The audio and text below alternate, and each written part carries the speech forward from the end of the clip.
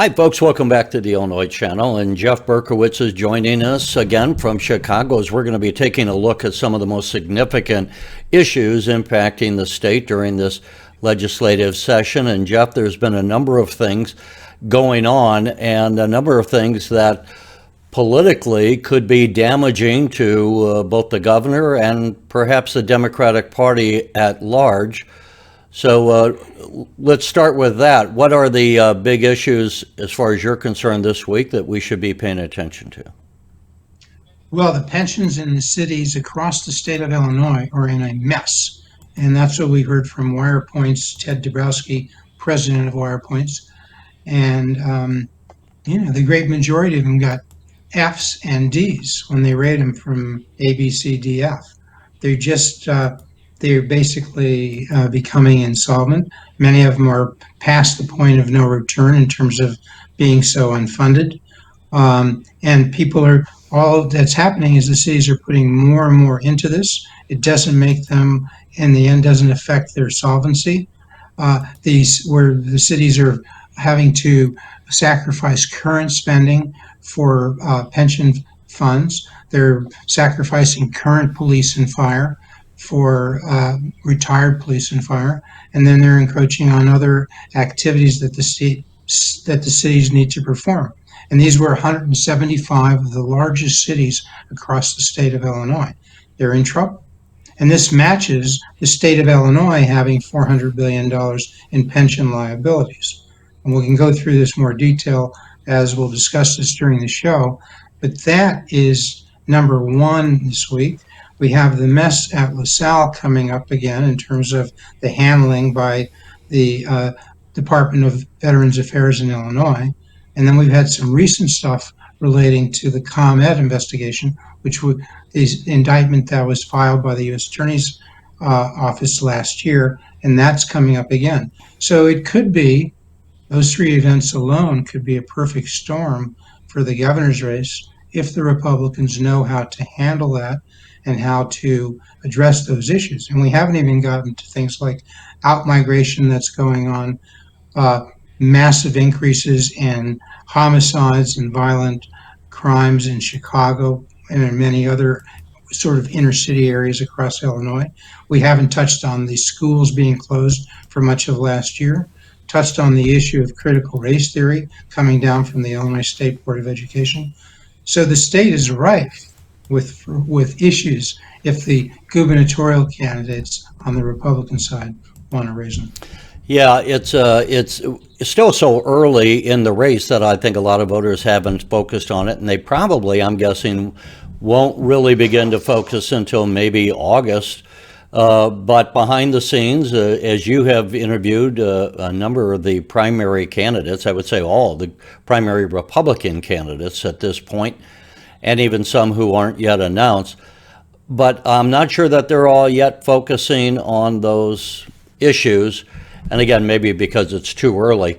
But as you mentioned, Ted Dabrowski, the president of Wirepoints, and Wirepoints, again, an organization that does a lot of economic analysis of where we are, had a press conference this week as we tape this. They did it on May 5.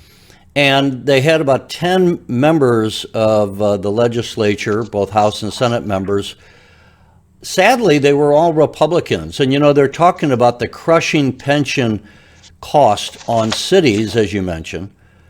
And before, I'm going to play a clip, but before I do this, just to set it up, I remember about 3 years ago, we had a similar press conference from the Illinois Municipal League, and it stuck with me that one of the mayors said, when I hire a policeman for $70,000 a year, it's not a $70,000 decision, it's a $2 million decision, because we're going to be on the hook for that person and $2 million for the rest of their life. And so that really puts it in context, not 70,000, but 2 million. Let's listen to what Ted Dabrowski had to say. Nobody's winning.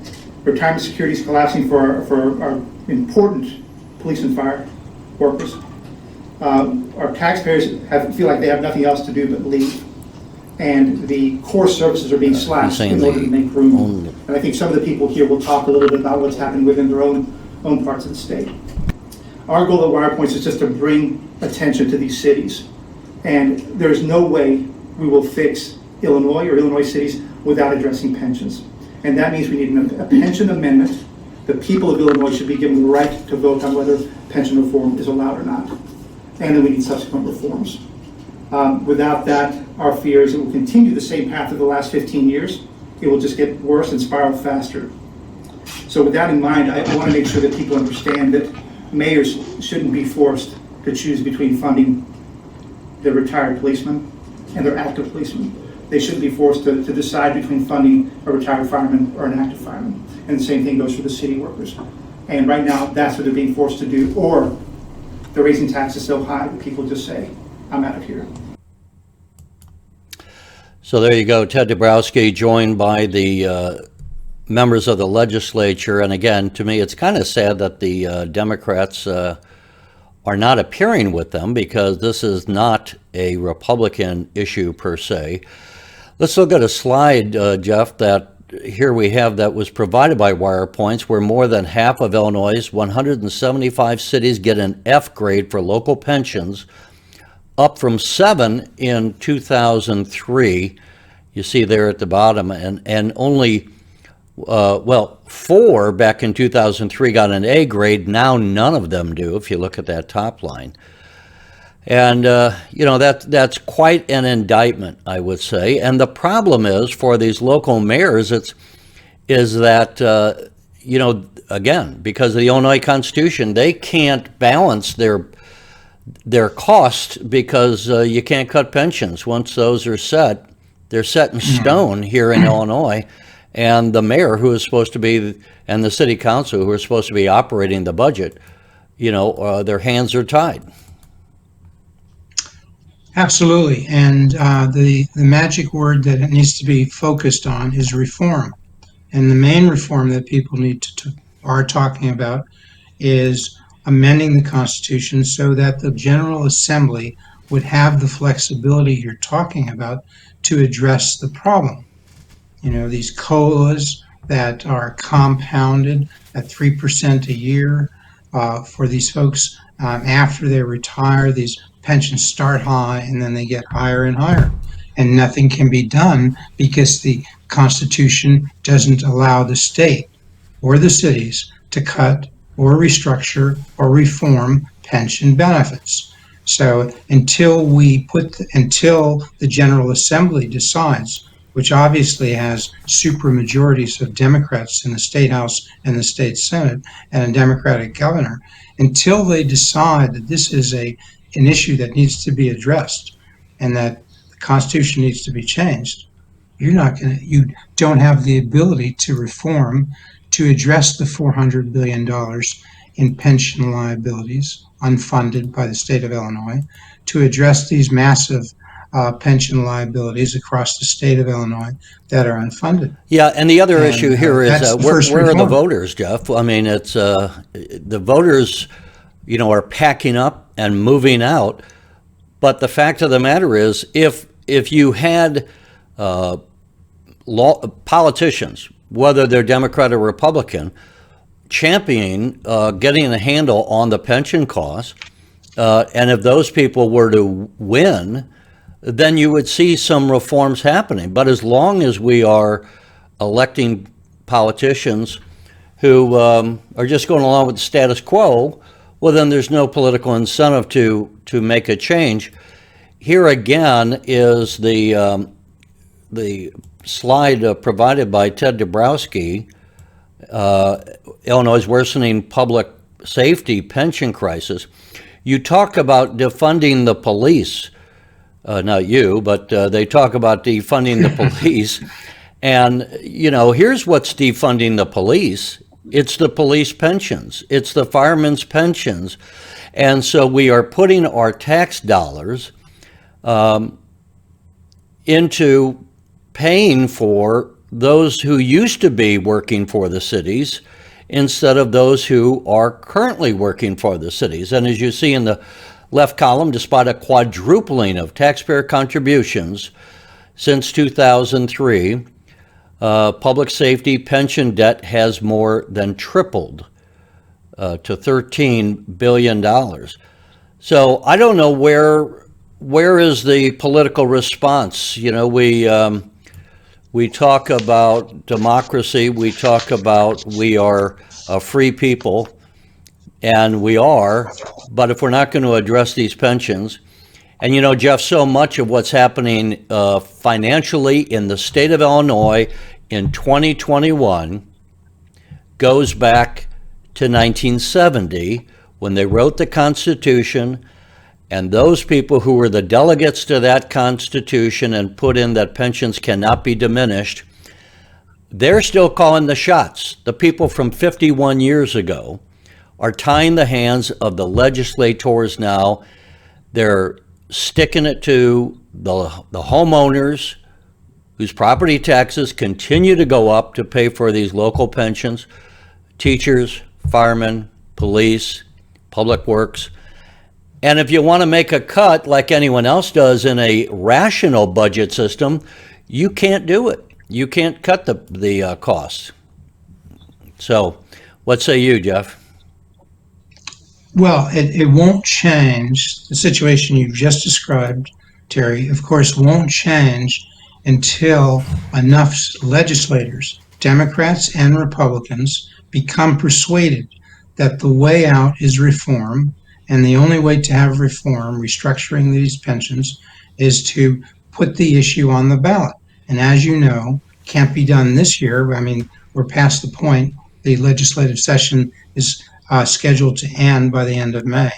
But it could be done, I believe, next year through up to April 30. And then you'd have it as a referendum, and then people of the state of Illinois could vote. Do they want to change the Constitution so their representatives can make the adjustments that are necessary?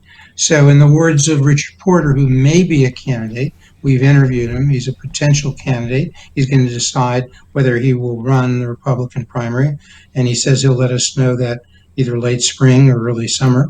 And he talks about Article 4 of the U.S. Constitution, which is, he says, guarantees a republic, not a Republican Party, but a Republican form of government where your representatives, duly elected across the state of Illinois, have the power to legislate and make the decisions you're talking about. And that can be done. The question is, can the candidates who are currently running, can Gary Raybon, can Darren Bailey, Senator Darren Bailey, former Senator Paul Schimpf, all Republican candidates for governor, do they believe in these things that we're talking about? And will they go out and advocate for them and get real solutions to the real economic problems of the state of Illinois? As you point out, when you see the charts that we put up, the taxes are going in there. They are across the state of Illinois. Their contributions have been going up. They're now putting, what is it? If you want to put that chart up again, you can see that the taxes have been going up substantially, and the contributions have been going up, but yet the debt is going up. It's not working. The public safety pensions debts have more than tripled to $13 billion. That's those bar graphs or bar charts on the right, even though there's been a quadrupling of taxpayer contributions in the last 16 years, from 2003 to 2009. So for people who dispute this, who say, oh, this is not a problem, we can handle it, would they raise taxes even more in the city? What are the options to raise taxes for the cities? Sales taxes, they don't have an income tax. So how much more can you tax? And when you tax more, you drive your tax base away. People have choices. They can vote. They can go to other cities outside the state of Illinois. Yeah, So and as I pointed that's out, that's the argument. I pointed out years. I mean, this has been a crisis that has been going on for 20 years. And I guess a lot of people who are getting these pensions, retired fire, retired police, might listen to what we're saying and think we're the bad guys for pointing this out, or that Ted Dabrowski is the bad guy for pointing this out. I'm a huge fan of anyone who puts their life on the line for their fellow citizens here, fire and policemen. But it doesn't do them any good to have pensions that are going to collapse before they pass away. Or that for those who are currently working, the current firemen, the current policemen, their pensions are not going to be there. They're just fiscally not stable. And to say that you're an elected official who comes out and says we should never touch these is not being honest with those recipients, in my mind. I think they may sound like they are a supporter of the fire and police, but how is it supporting those fire and policemen who are currently working, who are 40, 35 years old, 40 years old, when they're not, their pension is not going to be there? And if you think, well, we'll just keep, as you say, oh yeah, we'll just increase the property taxes. Again, you cannot tax your way out of here. We already see. And we've had a good national economy for the last 4 years or so. What happens when we get a downturn? We already see people fleeing the state of Illinois because of the crushing property taxes. And we see the governor, tried to raise taxes, in his, and the voters turned that down. You're not going to be able to throw enough money at these pensions to make them sound. And the only way you can get them to where they are sustainable is you're going to have to make reasonable adjustments to the payout levels. It may be unfortunate, but it comes down to simple math. And we still don't have a machine that can turn straw into gold. And the taxpayers are not going to sit there and be fleeced and have their retirement taken away from them and have the equity in their homes taken away from them because they're supposed to just sit there and take it and make sure that someone else can lay on the beach in Florida while they're supposed to do nothing but work every day, scrimp and save so that they can continue to pay higher and higher property taxes so that they can go to someone else's retirement. This is a system that is simply not sustainable. This is a systemic problem. And so to solve a systemic problem, you have to trace the problems throughout the whole system. Pensions are the major part of the problem, but they're not the only part. I mean, leading up to the pension problem is having salaries for fire and police. We respect these people. They have to be well enough compensated to attract good folks to serve in fire and police.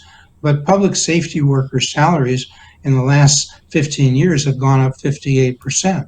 Private sector workers' salaries have gone up 32%. So it may be popular to talk about salary increases in the government side, but if they're escalating way more than the private sector, it's not sustainable. So you're going to have to lower the rate of growth of salaries going ahead, but you have to do this restructuring that has caused you to have the problem that you have now. And for people, we also talk about whether the city should have the power to file for bankruptcy, because that's another way to restructure.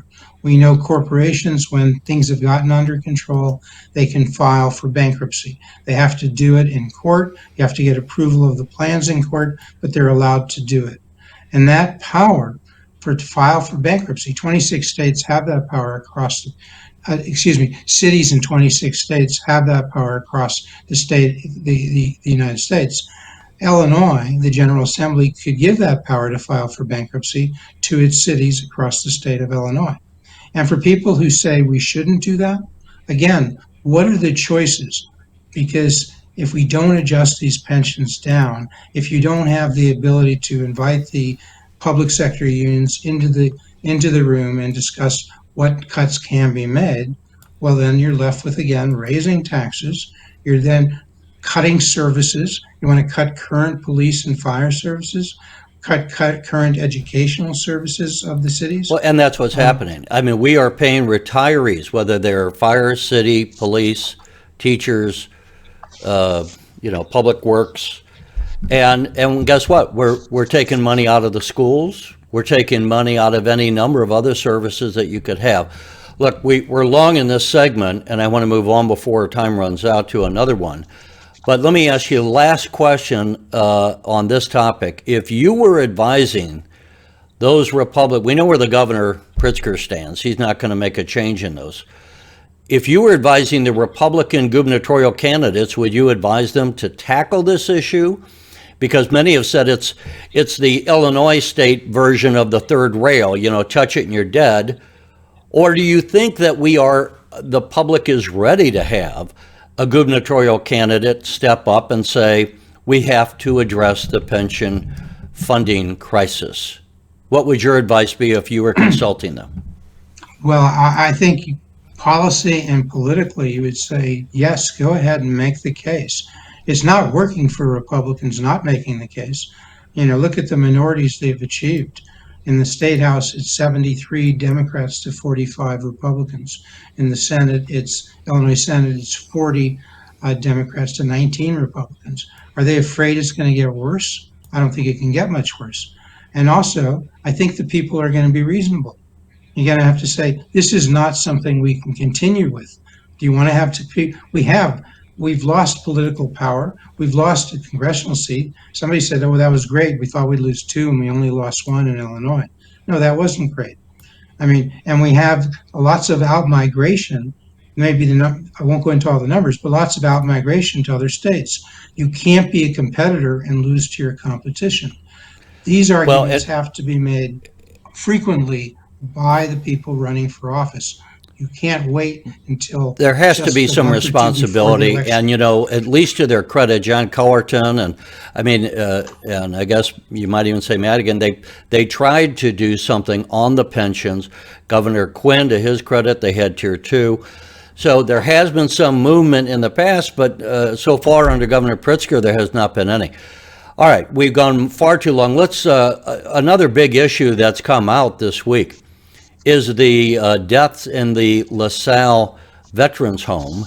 And people will remember how candidate Pritzker, running for governor, made a big deal about the deaths in the Quincy Veterans Home under Governor Rauner.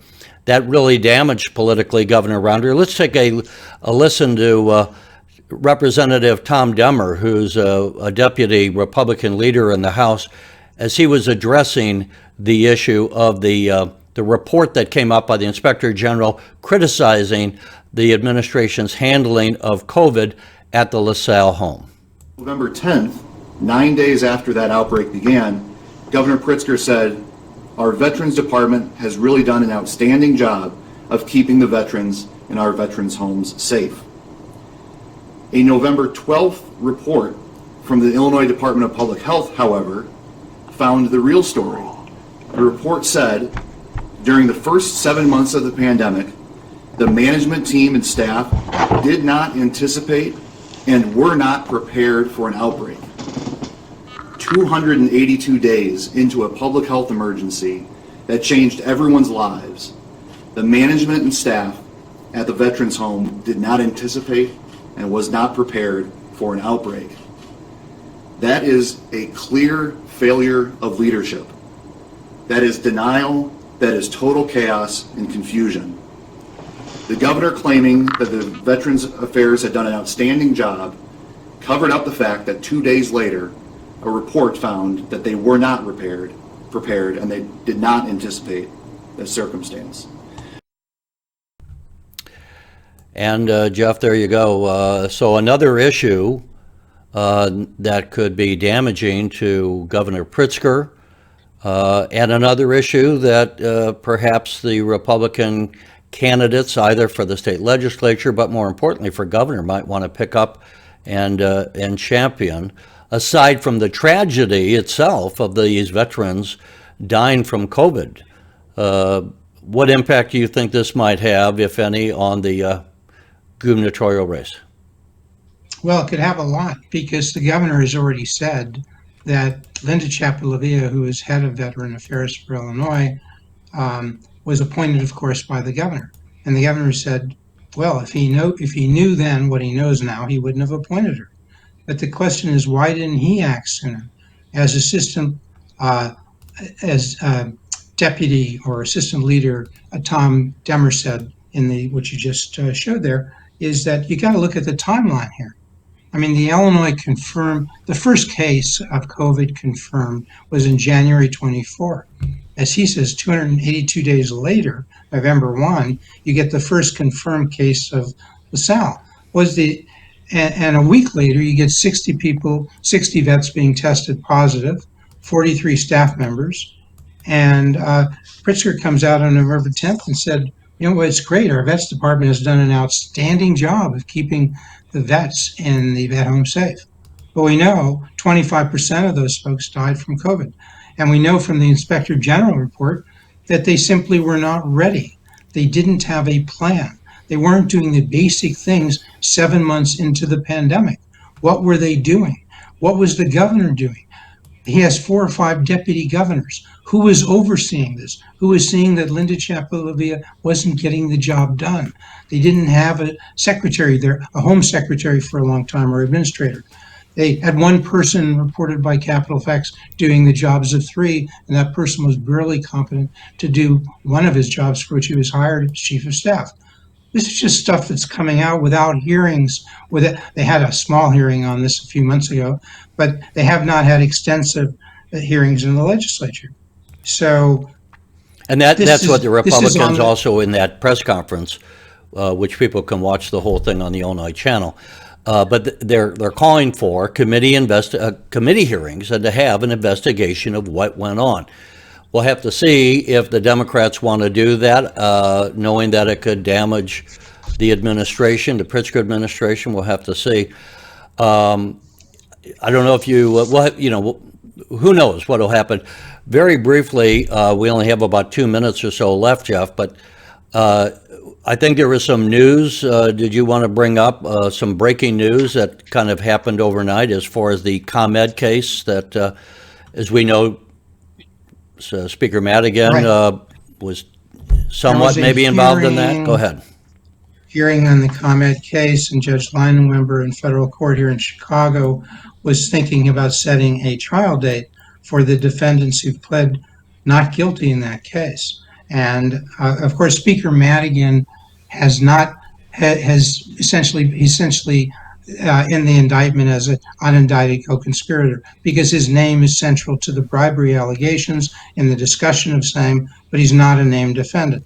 And what came out in court is that the defense counsel said there were intimations by the U.S. Attorney's Office that there would be a superseding indictment coming out soon. And in a superseding indictment, you can name, and usually do name, an additional defendants to the case for the reason to have a new or superseding indictment. And the speculation is rife in the discussions in the Chicago Tribune and Capital Facts, Tony Arnold reporting at WBEZ. Speculation is rife that Speaker Madigan could be named as a defendant in those discussions by the media. And they've all reported on this court hearing. And if Madigan were named as a defendant, what would that do to the governor's race? And what would that do as people continue to say, has Illinois government really changed? Has corruption changed? Are we ready for a new day? All those questions would be asked much more as a result of that superseding indictment. I would say, unlike the LaSalle case, I don't know that Governor Pritzker, to be fair to the governor, is tied into this directly at all. But you might see a case where the voters go, I just want a clean house, and we have too much of scratching. You scratch my back, I'll scratch yours. So again, it could play for the Republicans. And then at the national level, we've seen, you got to see if the national level, if the Republicans are strong in 2022, could that come down and factor in? We're about out of time, Jeff, but thanks for joining us, ladies and gentlemen. And Jeff and I will be following these issues as we go forward, so please keep watching. Thanks again.